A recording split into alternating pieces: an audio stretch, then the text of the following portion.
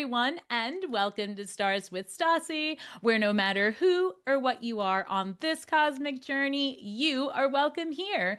Today, I have the absolute honor of interviewing Mr. Lon Milo DuQuette. He's a ceremonial magician, a recording artist, and the author of over 20 books, including Enochian Vision Magic, The Magic of Aleister Crowley, and his newest, The Tarot Architect. He's also the creator of the Tarot of Ceremonial Magic, a deck that has become the cornerstone of students of Qabalah, astrology, and thelema.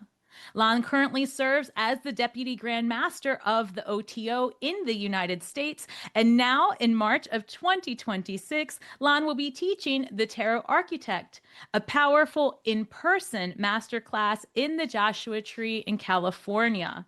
So, whether you're new to tarot or deep in the work, this conversation will inspire, awaken, and invite you to a more magical life.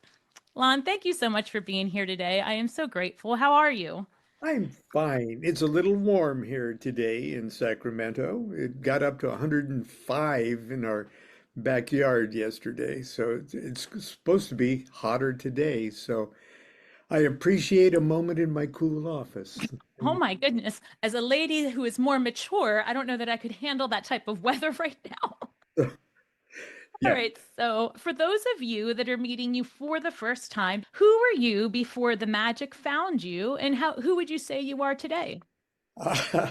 When I was first starting to walk, okay, as a toddler, I started to limp, and I had a pain in my hip, and they took me to a doctor because back in those days they thought it was, polio was everywhere. Okay, and all my neighbor kids had polio and things like that, and they took a bunch of X-rays and stuff, and I didn't have polio, but I had what was labeled then Perthes after the doctor that identified it, a bone disease in my hip, and that there was no cure for it or no treatment for it except to immobilize the patient and hope they grow out of it.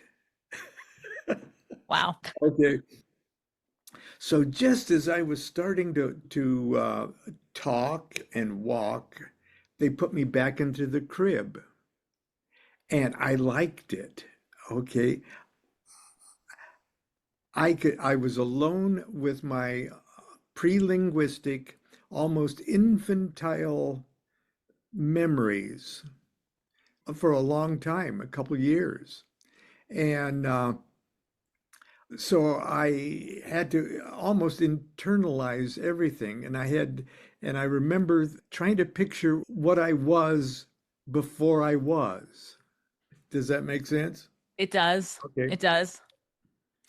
And I would drift in and out of consciousness 24 hours a day. So I didn't sleep through the night and I was awake all day. I was awake for 20 minutes and asleep for 20 minutes and awake for 20 minutes. Okay, 24 hours a day. And so the lines of demarcation between consciousness and dream state were always blurred. And so I sort of lived in this twilight. It was wonderful, actually. I just absolutely loved it. But I didn't even have words to think with because I hadn't started to talk yet. So I didn't have a, when you start to talk, you lose that your pre-linguistic memories. So I think every baby has this crazy stuff happening and they just forget about it, once they start toddling and stuff. Well, I was allowed to crystallize all of those thoughts into a part of my then developing brain so I could recall it. I have vivid memories of that time period and memories of my dreams. And I had dreams of what I could now call previous incarnations. Yeah, nothing really big, just um, I had vivid memories of being in a ditch with a bunch of other guys, and there's explosions, and I can still hear the pebbles or dirt clods falling on my helmet. Mm. And later on, I'd see World War One, images and things like that. And then I had a vivid memory of being a grown-up man and getting into that coolest looking car, okay, that I'd later identify as an early or a mid 1920s roadster of some kind. Uh, but and this is before television. Okay, I hadn't seen any of this stuff, and I certainly didn't go to a movie or anything. So Right. there was no other input for all of this. But I remember getting into this car, which I would later identify as a 1920s Roadster, and I was excited. I remember the excitement because I was going to drive down the Pacific Coast Highway to Mexico, where I was to meet a woman. Okay, and all of that excitement and that grown-up hormonal excitement was all there. Many years later, when I was about 24, 25, I actually saw the building that I was going to, and it was a casino in Ensenada, Mexico, that used to be owned by Jack Dempsey. And it was, Wow. yeah, and we drove past it, and I said, "Stop, stop! I've been there. I was there when I was a baby. And but anyway, all of that was extremely, extremely magical. Okay, and but to continue to not answer your question, um, uh, I I was always sort of a crazy rebel kid. I did outgrow that disease by the time, Nice. okay, and but the doctor says this boy needs a sedentary job by the time he's 30, and so I've always enjoyed my sedentarianness, okay, but anyway, in high school, I must have had attention deficit disorder. I'm sure there's a prognosis for what I am. But school bored me to tears, and the only reason I graduated is because I had the lead in the school musicals. Okay, I learned I could sing, and Indeed, you can. that got me through high school.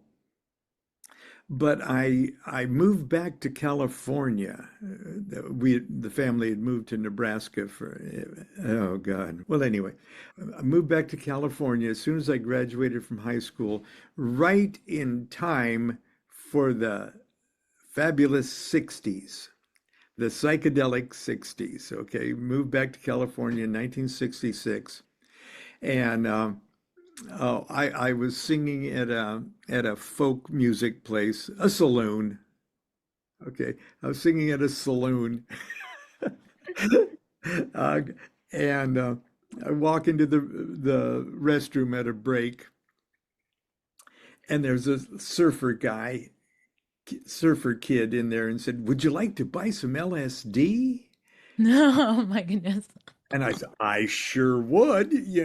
And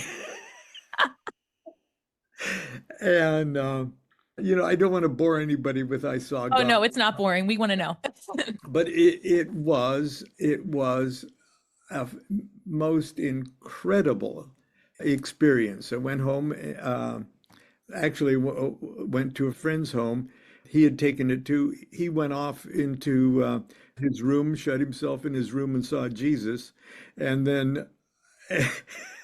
While he was with Jesus, I was in the living room watching the curtains melt, and but I actually saw how big the inside of me was.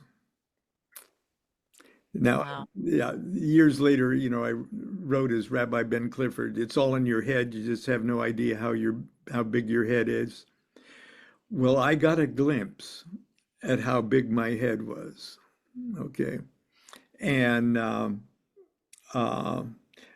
by I would guess 7 hours later, I knew that discovering what and who I am and what it all is going to be the only thing in life worth pursuing. And I guess that's where the magic started. And for years, I wanted to be a first class Eastern mystic. I was really inspired by Alan Watts. Okay, I just loved Alan Watts. But we got into yoga and Eastern mysticism, Zen, things like that. And I was pretending to go to college. Okay, I was a drama major. Okay, which meant I only wanted to learn how to act like a student. Oh my gosh. So the at school, that's all I looked up in the library and things like that. And I really wanted to be a first class Eastern mystic. Oh, throughout all of this, I'm giving you my whole freaking biography. I I know, love it. know you don't want this, but um, uh, later on, after oh, a few months later, my brother was 7 years older than I, and I had turned him on to LSD. And The bad together, seed. No. together we would do. I would take it, and he would be my babysitter and guide. He would take it, and I'd be his babysitter and guide. And we followed the Tibetan Book of the Dead and things. We were pretty damn serious, okay? Um, but for some reason, we decided one spring, or it was in February actually, let's go out into the desert and take enough LSD that we won't come back until we're holy men. And so we got a bunch of LSD and we went to Joshua Tree. Okay. Wow. You thought I wasn't going to bring this back around I had faith. I have always have faith in you. we went to Joshua Tree at night. We drove out there at night so we could get to a campground by one of the giant rocks or jumbo rocks in Joshua Tree because it was a full moon, and we wanted to be coming on that LSD as the sun was coming up. Mm. And so we got there in time and everything else. And it was a full moon that was going down in the west as the sun was Wow. coming up, just bright red thing. And so we were like shish kebabbed on the sun and moon's perfect opposition. And we watched the sun come up. And I'm not sure we're still not on that rock. Okay. But anyway, it was an incredible, life-changing experience. Now, I don't take LSD anymore. I don't take psychedelics and haven't for years. Okay. But I tell you, I needed that to happen. Okay. Not a I doubt. definitely understand that for sure. So we drove after a million years worth of experiences and illuminations. We finally got in my old Volkswagen bus. I still drive one, and drove back to Costa Mesa. And we went to this beer bar that would occasionally ignore the fact that I was a minor and would serve me beer. And there was no question because I looked 1,000,000 years old, okay, when we went back there. And we were still, frying. And well, sitting on the bar stool in that funky little, stinky little bar, I had this revelation that the whole rest of my life I was just going to spend with my high school sweetheart, Constance. And she's still in Nebraska. She was still in Nebraska. And so I'm going to call her and propose.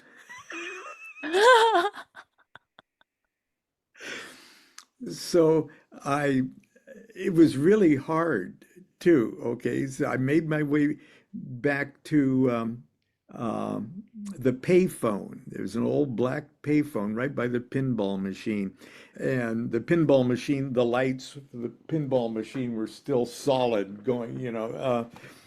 I was still hallucinating. And it was really hard for me to make the call. I had to have the operator help me. Oh my God. And so I called Constance, and I didn't even remember it was her birthday. Okay, it was accidentally her birthday, Oh my gosh. and she answered, and for a while I tried to talk with my hands.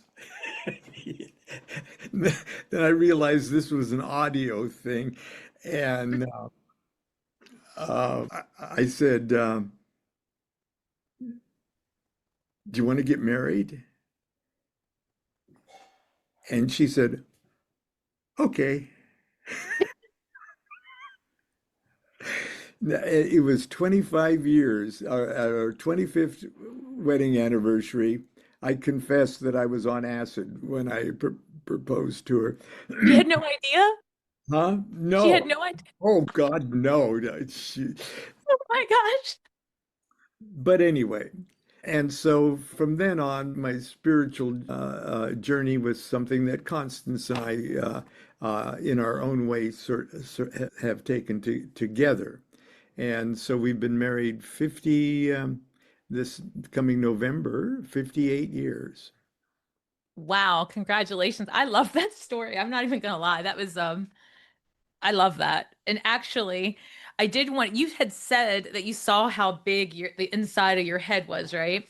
And so one of the things that I saw in your book, right? So we're talking about, for those of you that are just joining us, we're talking about the tarot architect here. And I saw here that on page 22 is what I'm looking at when you're talking about the supernal triad. And you were like, oh, that's what I am.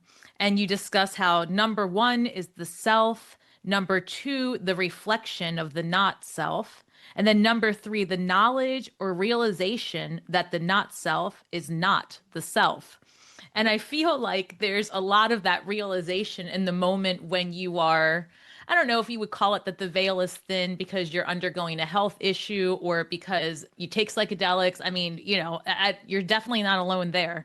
And I think that I'd like you to talk a little bit more about that because not only is it a realization, and let me just hold this up there so that others can see it. Again, that's page 22. And we're talking about the supernal triad. What would you say about that? Well, I would, first of all, there's only one thing. Okay. And we don't have to even be mystical about it. Just imagine if you pulled your camera back to get a wide enough view of the entire universe. Okay. You can't pull your camera back any further. There's the entire totality of everything. It's just one big whatever it is. Okay. And that one big whatever it is not just matter and hard stuff, okay? It's all the energy, and all that energy is a form of consciousness. Even the quantum physicists are saying, oh, no, the nature of it is consciousness. But it's a singularity beyond which there is nothing. And that nothing is something altogether too. Okay, but anyway, we're talking about the supernal triad. We've got this singularity, okay, and because we're a reflection of that singularity, we have the capability of recognizing our perfect reflection of that. Okay, so it's not like we're intruding on the singularity's proprietary information. Yeah. No, it's our information too. Okay, we're like a little tiny tuning fork that could vibrate to the exact same pitch as the big giant tuning fork. Okay, but the reason we're not conscious of that at the moment is because our little tuning fork has a lot of rust and gunk all over it. Okay, if we could just knock the rust and gunk out of our miniature tuning fork, we'd be able to vibrate with the note of the big tuning fork. Does that make sense? It does. Okay. So when Kabbalists and holy people tried to use the mechanism of their meat brains to explain why, if there's only one big thing, why does it appear that there's all this stuff? Where'd this stuff come from if it's all one? And so they had to do what, like Einstein would always develop his theories by doing thought experiments. Okay. I'm in a train going the speed of light and stuff. A thought experience. So the Kabbalists, ancient Kabbalists, who obviously had too much time on their hands because they just sat around and thought about stuff all day, they thought, okay, the singularity in its purest sense isn't even self-aware. In other words, God, pure God, isn't even aware. There isn't even a noun yet. There isn't even a verb that does stuff in the noun yet. It's just bliss. It is a singular, wall-to-wall, homogenized smoothness. As a matter of fact, number one on the tree of life is called Keter, and one of the names of Keter is the smooth point. I love that. The smooth point. Well, it's smooth, just like white chocolate. Okay, and it's not even self-aware. But for some reason, in the Kabbalist thought experiment, the singularity had an urge to be self-aware. And that urge to be self-aware started to really be the beginning of where all the stuff is going to come from. When the singularity wanted to become self-aware, it had to ask itself, what the hell am I? And there was no outside of itself, so it couldn't hold a mirror up to itself. So it had to do what yogis do, okay, when they want to hit dead center of themselves, they reflected inward. And it's an infinite outwardness, so it's an infinite inwardness too, but it hit a dead center of itself to reflect itself inwardly. And it says, oh, that's what I am. I'm that big whatever it is. But it already screwed things up with the reflection. Okay, because the reflection isn't it. It's the reflection. So number 2 in our supernal triad isn't even a number. It's just one reflecting itself. And the second it's, oh, that's what I am, a third condition was created. It now knows the difference between the itself and its reflection. And it knows that there's a difference between those two. Those abstractness kind of things, 1, 2, and 3, aren't really 1, 2, and 3. They're just one thinking about itself. Okay, and that's that supernal triad on the tree of life. And there's no stuff yet, even. Okay, and but a rhythm was formed, like 1, 3, 1, 2, 3, and that rhythm that was established by me reflection, difference, me reflection, that echoed. And the same impulse, the same momentum that caused one to want to reflect itself, then made that entire triad reflect itself. Okay, and so just imagine holding a mirror up to that upward pointing triangle, and it forms a downward pointing triangle, okay, which is the reflection. Now, and as soon as that one was created, a third one was created, just like 3 was created when the first 2 was. Can you see that happening? Absolutely. And that mirror image between the upward pointing supernal triad and the downward pointing other 2 triads is called the abyss. And just like when you walk into the bathroom and look at yourself in the bathroom mirror and go, hi. 'Tis me. No. Hi. Okay. And you move around and the reflection moves around. You give life to that mirror reflection, but it's not you. Okay. But you give life to that reflection. And that reflection has a wall in back of it, just like you do. And that wall in back of it has a yard, and that yard is in a city, and that city is in a country, and that country is in a world, and that world is in a universe. And it's all in back of you, and it's stuff. That's what we are on this side of the abyss. And the real world, the real God, if you will, is giving us life.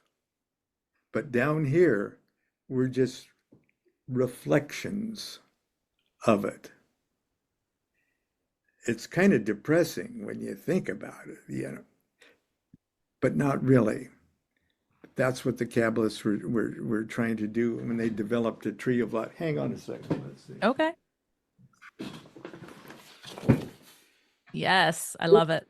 This is a tree of life that was made by a good OTO brother in the Berkeley area or the Oakland area that has all of this stuff laid out. And look, there's tarot cards on each of those 22 paths, okay, that join all of those things. Those paths, in a way, are like conduits of intelligence. Each one of these little round things there, those Sephiroth, are levels of consciousness. Just like there's a level of consciousness that we have as we're falling asleep, and there's another level of consciousness that we have when we're sleeping, or deep REM, or then there's levels of consciousness when we're in a coma, and there's levels of consciousness when we're on acid sitting on a rock at Joshua Tree. Each one of those is a level of consciousness, and the very top one is that singularity. It's that very singularity. And it's not that we have to climb up that, like, it may seem like that, but actually it's just, well, here I am, and I'm going to, oh, if I wake up a little bit, I'm there. Oh, and if I wake up a little bit more, I'm there. And oh, if I wake up a little bit more, I'm there, or there, and there, okay? And each one of those are, oh, the Hindus have it all categorized. They really do. Oh, gee, yeah, they know there's a name for all of that stuff, you know. But the idea that this is a convenient way for us to look at this entire spectrum of consciousness. And the tarot has developed into a type of, I guess you would say, magico-mystico technology that not only categorizes all of these things, but gives us literally a device by which we can tune ourselves to this whole thing. Now, that tree of life is just a roadmap. It's not the journey. Each of us are on our own journey, and not only that, but this is just, let's just say it's a 10-part map. But we could easily say, oh no, then the map's a 30-part map, or yeah, it's all arbitrary. The journey is the same for all of us, no matter how we would choose to characterize the different landmarks, the different rest stops On the freeway of life, yeah. But I digress. No, I really enjoyed that explanation. And I think that one thing I want to point out is that some people approach this, and it is when you first pick up any of the mysteries, right? Because I'm a firm believer there is no wrong way to explore the beauty of you, and you're meant to express it and explore it in your own way, in your own path. But sometimes that beginning can seem overwhelming and it can seem difficult. And the way that you teach, the way that you explain it, breaks it down into digestible, like just pieces, right, of nourishment for the soul, in my opinion. And so I really want to encourage anyone who is out there who is called to the mysteries of tarot, who is called just to the mysteries of themselves, to take a moment and really explore. I recommend this book. I mean, you can see that. And I myself am always a student of tarot. I just love it. And one of the things I really appreciate about this book is that, you encourage the student, the seeker, to print out the cards, right? And this, of course, being the Tarot of Ceremonial Magic. This is the deck that I think you and Constance created. Right. And then I highly encourage taking the tree and coloring that and making those connections and understanding that as you're doing this, the tarot is teaching you. But this right here, this workshop, the idea that it's in person, the idea that we're going to tackle this is amazing. One of the questions that I have for you is, what inspired you to create this and to put this class out there in the universe and to do it in such a special place like the Joshua Tree? I mean, maybe it was the LSD, who knows? Yeah, I think I'm still out there on I think I might be with you. Look to the left. No. It just worked out that way. The magical retreats people, Tonalise Rugas. We've been friends for many years, and she hosts major mystical, magical 3-day retreat seminars or workshops all over the world. Oh, she's got this like castle it's a castle in the south of France, and she also has a like a headquarters retreat in Joshua Tree, which is just coincidence, really. But anyway, I did a 3-day Enochian magic workshop there uh, because to actually get somebody started doing any sort of a magical program, you sort of gotta personally, lay it all out. Say, no, just, hey, start doing this. Yeah, read about it, fine. Understand it as much as you can, but just start doing it, okay? Because it teaches you, and so the Enochian one went so well earlier, yeah, earlier this year that when the new book came out and she read it and she says, let's do it again for the book. And I was very anxious to do this because what I tried to do in the book was with all of the little sidebar exercises and the meditations and the goofy little things. I have you kiss the cards as you work with them and but it'd be so much clearer. And if you read the book, if you carefully read the book, it'd be something that you'd read over a 2 or 3 year period over and over Right. again. It was meant to be that. But if you could actually do it together in a group setting where you're sitting at a table where you can lay your cards out to do it yourself, where there's the possibility of a huge screen in front of you that's illustrating what you're doing internally. It would cut a good 5 years off of your tarot learning curve. And I'm here for it. uh, you ask, what made me write the book. Nothing made me write the book. I'm 77 years old, and I'm just doing what I can with what I have, if that makes any sense. It And does. And we are so grateful. Trust me.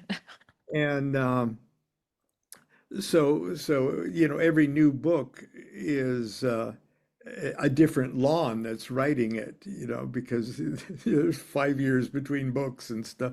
I'm a different person. I know more. I see from another, hopefully wider perspective on everything. And this more or less is the result of the chicken Qabalah, the son of chicken Qabalah, the initiations, my personal magical work, and the fact that I'm starting to put together. This is part of my magical life too, and I try to do it in such a way as others can observe it and identify it with their magical life. And so I'm doing as much as I can at this point, and I'm trying to do as much as I can in person while I'm still a person to do it. I, for one, am so grateful for you putting together this information because I read tarot professionally, but it's a lot of intuitive for me. It's very intuitive. And I have to say that this book is opening doors and my mind to things that I hadn't even considered. So I personally am very grateful, and I will be there along with Oh, a good. few of our subscribers are coming as well. So for anyone who's interested in coming to see Lon teach the tarot architect in person, it's happening at the Joshua Tree. Magical Retreats is hosting it. As he said, everything's in the description box. And I recently did an interview with Tonalisa discussing the retreats and the workshops. So I'll link that to this video as well. This is going to be a great time. So I highly encourage you guys to go for it. Just go for it, take the plunge, get, this is what you're going to need. You're going to need to print some things, you're going to need to read some things, and you're going to need to look inside, because that's the answers are already here, right? But this is, like Lon said, a roadmap of a rediscovery, truly, in my opinion. And so when I'm looking at this, one of the cards I think that would be fun to just kind of go over so people can get an idea of what's going on. And this is also Tonalisa's little, she encouraged this. She's like, have him explain the Wheel of Fortune. And so voila, we are here. Right. So the artistry here, and you can look, the book does encourage you. You can look at Rider-Waite. You can look at this Tarot of Ceremonial Magic. Here is the Thoth Tarot, right? All of these cards represent the same archetype, the same idea. And when we're looking at the book here, see if I can hold that up properly. What can we expect, for example, if you were going to discuss this in class, right? Well, I know you are. What Well, we little glimpse? will.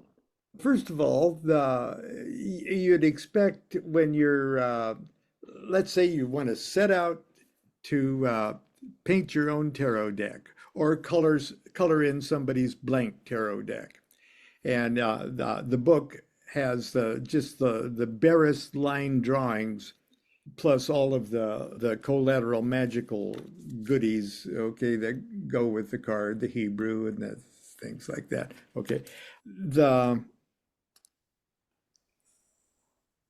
You would expect to say, well, I'm going to start with 0 and go all the way to 21. Okay. Well, that's fine. That's when I took the BOTA lessons, that's just what we did. When the Golden Dawn had their members do it, that's what they did. They started with the Fool and went just chronologically in order.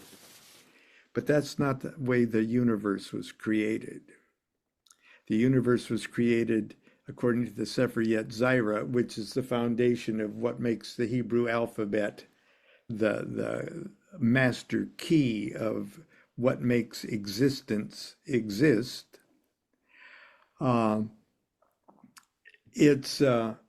It happens in another different order.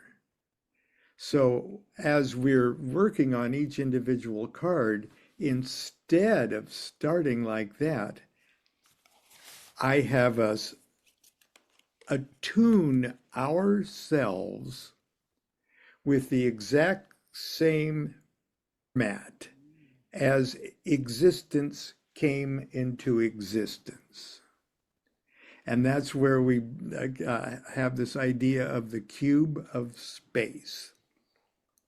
Because before there was time, before there was space, there was a wonderful kind of nothing.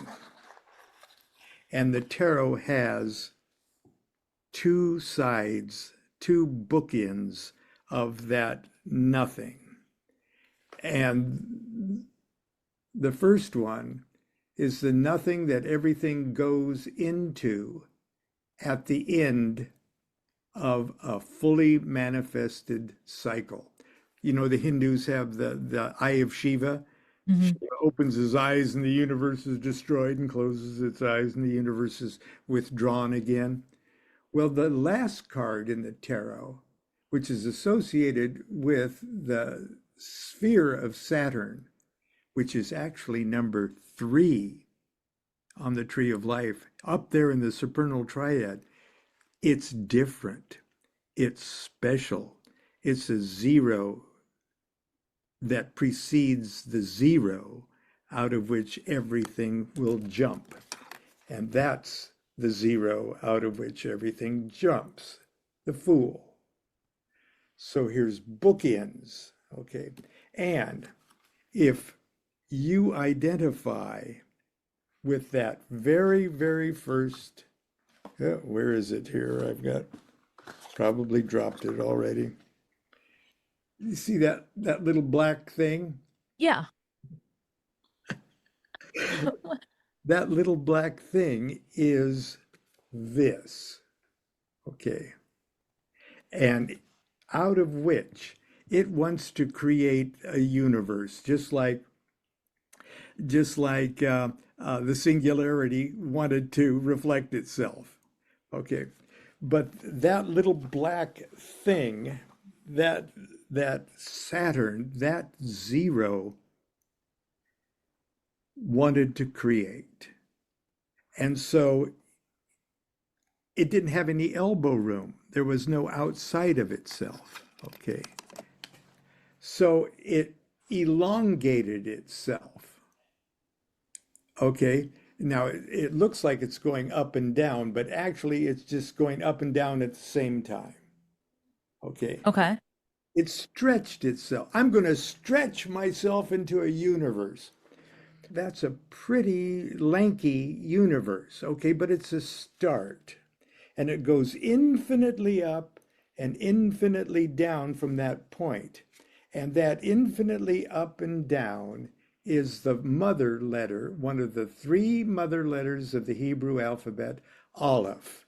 So we could look at this little thing as jumping out of this and going up and down. Now, if you would put your Saturn in your pocket, in your shirt pocket, and identify with it, and picture yourself stretching infinitely up and infinitely down, that's the first mother letter. And it creates above and below. Believe me, I'm going to draw this to a point, okay? Then you stretch yourself from that point all the way to the front and all the way to the back. Okay, you create another dimension, and that's the second Hebrew letter, mother letter. Not the second letter, but the second mother letter.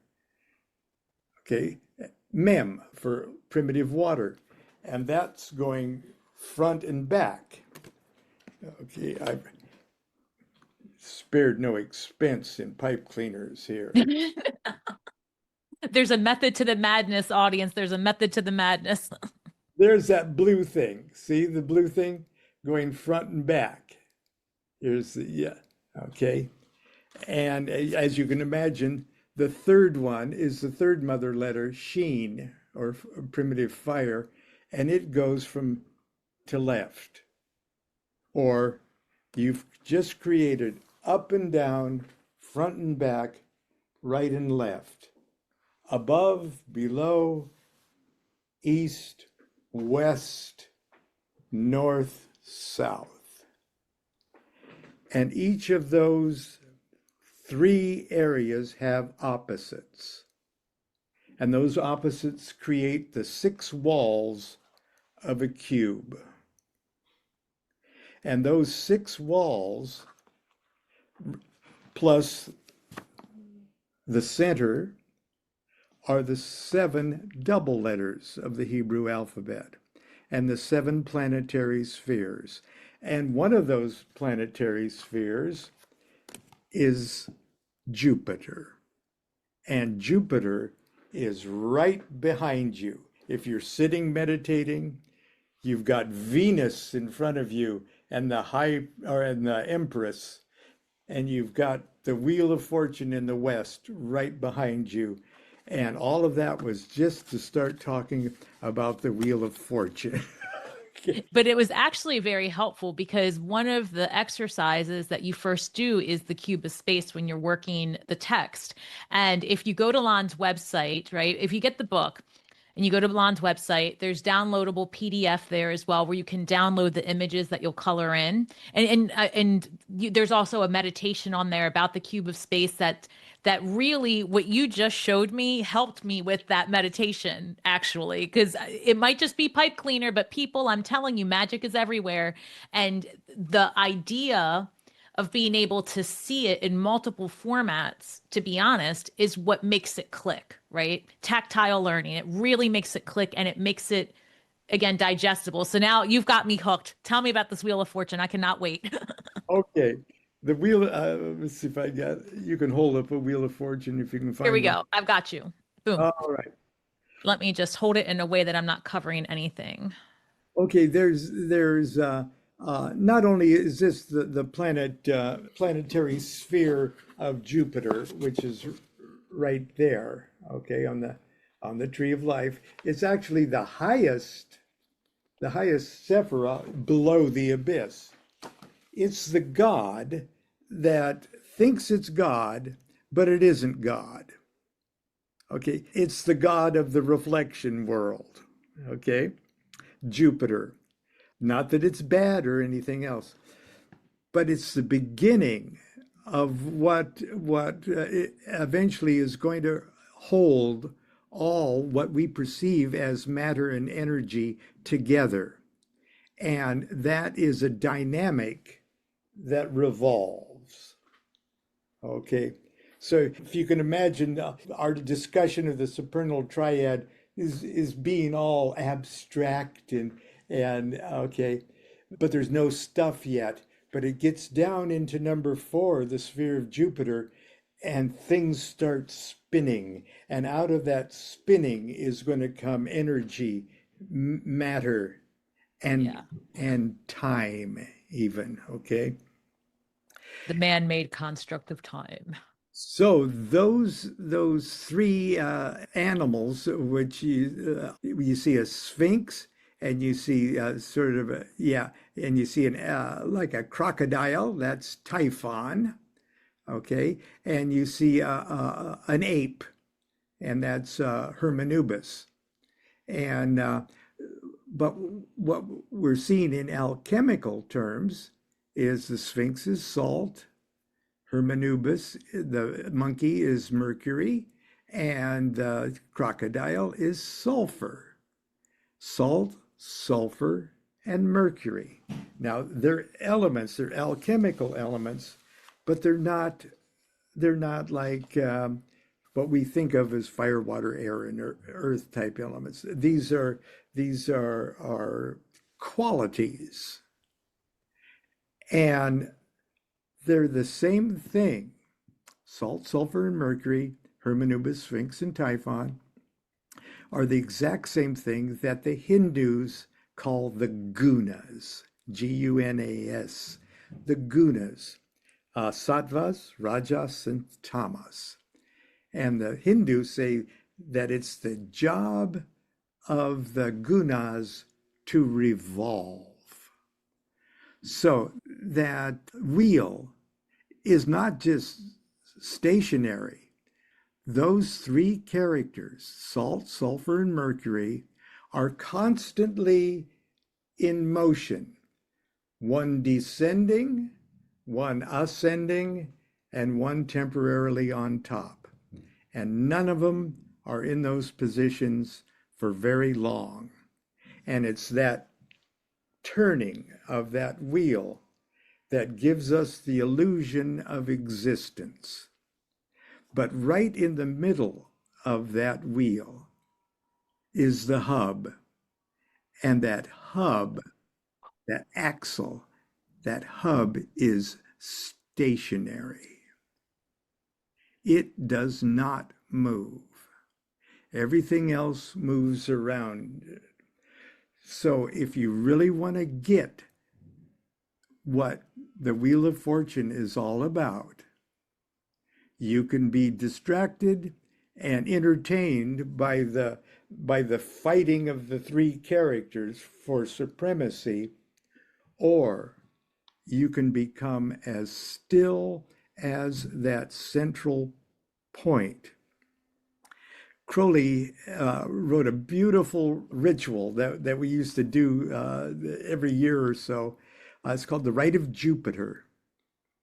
And the Rite of Jupiter has an altar in the center. We'd always do it in the backyard so people could circle the wheel and drink, you know. And the three there's the main character who would play Jupiter sits right in the middle, very still, and the other three characters circle around trying to find the center of the wheel, and they can't do it.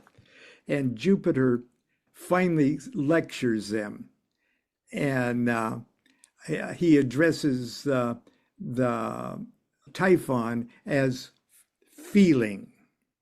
Okay, the guna of feeling, Typhon, sulfur, feeling. And then thought, he calls her Manubis thought, Mercury, very mercurial thinking. And he calls the Sphinx ecstasy. And he's lecturing them because they're just constantly going around and they can't find the center of the wheel. And Jupiter says, feeling, thought, and ecstasy are but the cerements of me. Cerements like grave mummy wrappings. Feeling, thought, and ecstasy are like the cerements of me, thrown off like planets from the sun. Ye are but satellites of the one. But should your revolution stop, ye would inevitably drop headlong into the central soul, and all the parts become the whole. Sloth, activity, and peace, those are the gunas there. When will ye learn that ye must cease? So even though Jupiter, the beneficent Jupiter, king of the Olympian gods, the single god that thinks it's a single god but isn't, because there are three conditions that preceded it. The secret is becoming still. Okay, stop the revolution. Okay, it's a wonderful lesson, and obviously the four cherubic characters in the corner of the Wheel of Fortune card are the fixed signs of the zodiac. So that if you put that project that wheel against the zodiacal wheel, that's where you'd find Leo down there in the lower right hand corner, and Scorpio for for fixed water, and Aquarius for fixed earth or fixed air, and then Taurus down there for fixed. That's how it would appear right on the zodiac if you project a zodiacal wheel on it. In a sense, it's trying to say, here's the machinery of the universe, but the real universe is right there in the very, very middle. That is beautiful. And, as you will hear often, be still and know that you are God. So yep. I think that was beautifully said. Oh my goodness. Tonalisa was not wrong. That's amazing. And guys, imagine learning the mysteries in that way. Imagine that. Imagine it so much that you show yourself there, because I think you can't get this anywhere else. You really can't. And this will be happening on March 20th, 21st, and 22nd in the Joshua Tree, California. It's going to be amazing. Like I said, everything is linked below, and that is the equinox. Yeah. Right. So the beginning right there, it's let's turn that wheel. It's happening. Oh, and if it's anything like last time, there's local professional astronomers. They bring their big telescopes, and in the evening we go out and look at probably some of the darkest skies.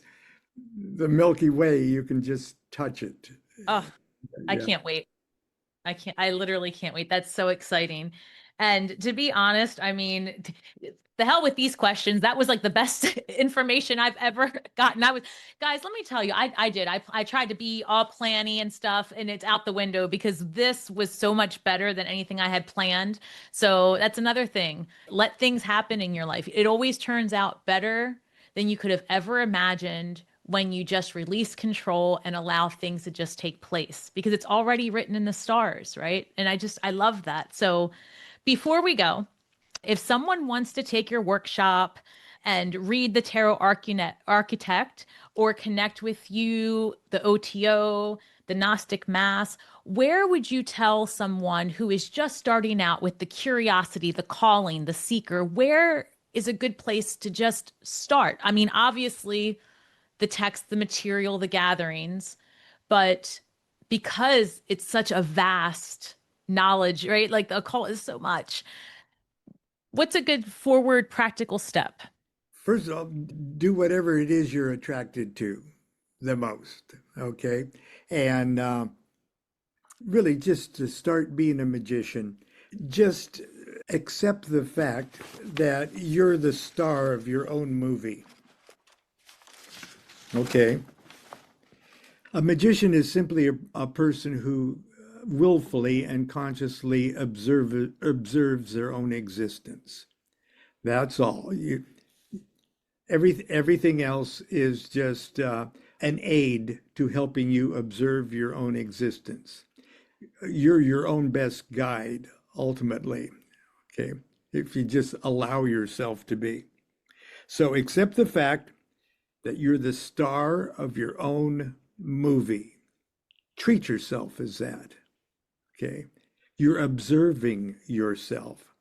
That sounds so simple, but people go through life without ever observing themselves, without accepting the fact that I'm in a movie. The music I hear is my soundtrack. Okay, my day's activities are my adventures. Okay, I'm interesting. I'm going to make it interesting because it is. It's my existence. I used to walk to school every day and pretend I was so bored at school. I just pretend I'm in a movie. Okay.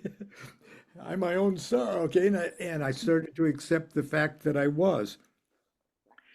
The thing is, accept the fact that you're the star of your own movie and then set to work to just play your part well. The you can go to lonmiloduquette.net and get probably the clearest download to all of this stuff that's related to everything, my music, everything else, you know. It's amazing music. I listened to it last night. And good, I did. you're still here. I'm here. Yeah. And as far as the OTO is concerned, the Crowley's sort of outward magical organization, I think you just go to otousa.org and go to find a local body near you and just show up to one of their public events and try not to act like a serial killer. And Yes, please stay home if that's your gig. Okay, we don't need that. uh, yes. Yeah, act right, people. Act right, or become plant food. No. Yeah. And don't be prepared to have fun with it. If it doesn't seem like it's going to be fun for you, either make it fun or I'm a believer that you're your own best guide, and the map to being your own best guide is what pleases you. So I guess that would be my only advice. And of course, read every book I ever wrote. Well, no, just buy every book I ever wrote. You don't have to read them. Okay. You don't have to read them, but here they are. There they are. And You've got a bunch of them there, don't you? well, I like my books. I really appreciate all of the information you've shared with us today and always. And again, everyone, links are in the description to all of Lon's work, his website. And I can't say it enough. I mean, you go live regular, I think daily, if not, is it? I mean, I know I watch you a lot. So I know it's daily. He does like Saturday school, Sunday school. From the parking lot, from his office, and it doesn't matter because I'm telling you, it's entertaining, well worth it, puts a smile on my face. I know you guys would really appreciate and enjoy it. So I don't know, this is exciting. I can't stop cheesing. This was like the best I've really enjoyed it. So thank you. Oh, And guys, don't forget, what was that? oh, you're welcome. Thanks for having me on. Oh, no, I appreciate it. So just hang on for one moment. But guys, just remember that we are all stars from the sky with feet on the ground, and we are doing the best we can with the information that we have. So be kind to yourselves and each other. And in closing, may the magic that we weave and the words that we speak bring healing to all those who seek it. Have a great day ahead. There's no wrong way to explore the beauty of you. So keep going and keep shining. Thank you, everyone. I'll be there. Have a great week.